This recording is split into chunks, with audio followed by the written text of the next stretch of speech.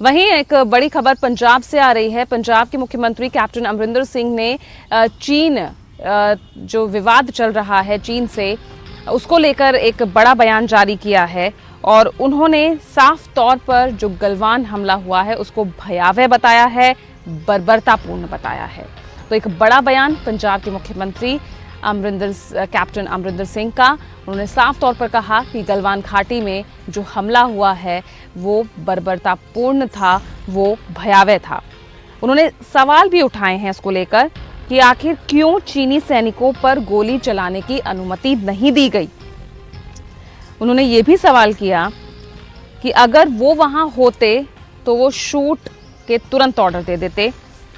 इससे पहले राहुल गांधी ने भी निहत्थे सैनिकों का मुद्दा उठाया था। तो लगातार कांग्रेस की तरफ से ये सवाल उठाए जा रहे हैं कि आखिर क्यों इस तरह से कोई कार्रवाई सरकार की तरफ से नहीं की गई।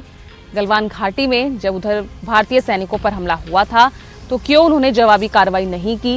ये तमाम सवाल पहले राहुल गांधी उठा चुके हैं और अब पंजाब के मुख्यमंत्री कैप्टन अमरिंदर सिंह ने ये तमाम सवाल भारत चीन सीमा विवाद पर उठाया है। प्रदीप कुमार जुड़ गए ज्यादा जानकारी के साथ। प्रदीप, बहुत ही अहम सवाल उठा रहे हैं कैप्टन अमरिंदर, जबकि आज सर्वदलीय बैठक शाम को होने वाली है। बहुत अहम सवाल है कि आखिर क्यों भारतीय सैनिक निहत्थे रहे। देखिए, बिल्कुल, और जिस तरीके से पूरा घटनाक्रम सामने आया चीन के साथ तनाव के बाद चीन ने जिस तरीके से इस हरकत को अंजाम दिया उसकी पूरी खबरें सामने आ चुकी हैं। क्योंकि जिस तरीके से जो हथियार बरामद हुए वहां पर कील लगे डंडे, वो तमाम चीजें इस्तेमाल की गई थी जिस पर निहत्थे सैनिकों पर वार किया गया। ये सवाल उठाए गए। खुद राहुल गांधी ने ट्वीट किया, निहत्थे सैनिकों को वहां क्यों भेजा गया, क्यों उनके पास हथियार नहीं थे। और एक बयान भी जारी किया था कल राहुल गांधी ने, जिसको कल विदेश मंत्री एस जयशंकर ने किया था, करते हुए राहुल गांधी के उस बयान पर जिस पर उन्होंने सवाल उठाए थे और ये जानकारी दी थी कि समझौता है भारत का और ऐसे में वहां पर हथियार उनके पास थे लेकिन वो चलाए नहीं गए क्योंकि पूर्व समझौता रहा है। इसका जवाब दे दिया गया था। लेकिन जिस तरीके से कैप्टन अमरिंदर सिंह पंजाब के मुख्यमंत्री हैं और सेना में रह चुके हैं, लिहाजा उन्होंने इस हमले पर जो प्रतिक्रिया दी है वो काफी कड़ी प्रतिक्रिया है। और उन्होंने कहा है कि अगर वो वहां होते तो शूट एंड साइट के आदेश देते। आखिर दूसरे जो अधिकारी थे वहां मौजूद, उन्होंने वहां पर गोली चलाने के आदेश क्यों नहीं दिए। तो ये नई बहस वो छेड़ रही हैं क्योंकि निहत्थे थे सैनिक या नहीं थे, इसको लेकर राहुल गांधी का जवाब दे दिया गया था विदेश मंत्री की ओर से। लेकिन जो कैप्टन अमरिंदर सिंह ने सवाल उठाए हैं उसमें सीधे तौर पर वो कह रहे हैं कि अगर हथियार थे तो उनका इस्तेमाल क्यों नहीं किया गया। कर्नल को जब वो चीनी सैनिक मार रहे थे तब उन्होंने हथियारों का मुंह क्यों नहीं खोला। ये बड़े सवाल उठा रहे हैं। ऐसे वक्त जब सर्वदलीय बैठक होनी है और विपक्ष उन तमाम सवालों पर जवाब मांगने की तैयारी में सरकार से, इससे पहले जिस तरीके से घटनाक्रम सामने आया है ये भी यहाँ पर बताया जा रहा है कि सैन्य सूत्र ये दावा कर रहे हैं कि भविष्य में अगर चीन की तरफ से जो भी हरकत होगी उसका जवाब उसी तरीके से दिया जाएगा। इसीलिए उसी अंदाज में देने की तैयारी सेना की ओर से की गई है, यानी लाठी डंडों का मुकाबला हो या फिर गोली का मुकाबला हो, उसका त्वरित जवाब उसी अंदाज में देने की तैयारी सेना की ओर से की जा रही है। पूजा,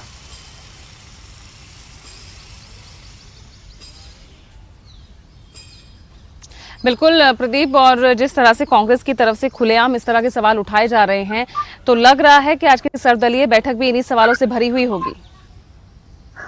देखिए, कहीं ना कहीं अलग अलग राजनीतिक दल अपने सवाल उठाने वाले हैं। कांग्रेस लगातार सवाल उठा रही है। खुद सोनिया गांधी ने एक वीडियो रिलीज किया था जब प्रधानमंत्री ने एक बड़ा बयान दिया था चीन को लेकर। उससे पहले ये वीडियो आया था, उसमें सवाल पूछे गए थे कि आखिर ये घटनाक्रम कैसे हुआ, इसके बारे में देश को बताया जाए। उन्हीं सवालों के जवाब मांगने की तैयारी आज विपक्ष कर रहा होगा ऐसा दिखता है। और कांग्रेस की बिल्कुल सीधी अभी तक जो बयान आए हैं उनके एक के बाद एक उनके प्रवक्ताओं के, उसमें सीधे तौर पर उन्होंने लगातार सवाल पूछने का क्रम जारी रखा है और ये कहा है कि आखिर चीनी बॉर्डर पर हुआ क्या है, पूरे घटनाक्रम को बताना चाहिए, सरकार को भरोसे में लेना चाहिए। और इसी कवायद में सरकार आज सर्वदलीय बैठक कर रही है। प्रधानमंत्री नरेंद्र मोदी 5 बजे वर्चुअल तरीके से राजनेताओं के साथ रूबरू होंगे, उनके साथ संवाद करेंगे, उनका फीडबैक लेंगे, सरकार की तैयारियों का फीडबैक को देंगे। तो ये जरूर है कि चीन के साथ जो संघर्ष हुआ उसके बाद तमाम सवाल उठे हैं। निहत्थे थे सैनिक, अगर वो बातचीत के लिए गए तब उनके लिए क्या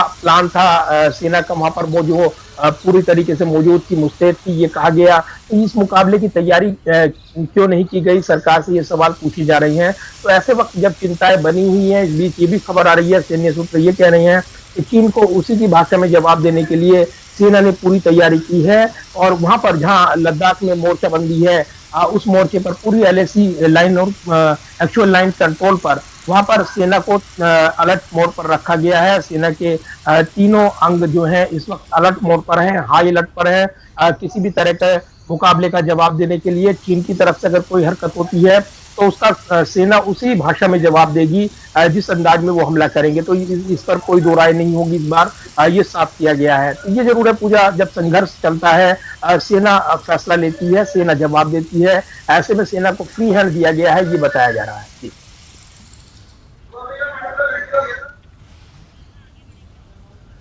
जी, चलिए, बहुत बहुत शुक्रिया आपका प्रदीप इस तमाम जानकारी के लिए। तो आज होने वाली इन तमाम बयानों के बीच आज शाम होने वाली सर्वदलीय बैठक बेहद मायने रखती है। ये तमाम ऐसे सवाल होंगे आज जिसका सामना सरकार को करना होगा। प्रधानमंत्री नरेंद्र मोदी इस बैठक की अध्यक्षता कर रहे हैं। वर्चुअल तरीके से इस बैठक का आयोजन किया गया है।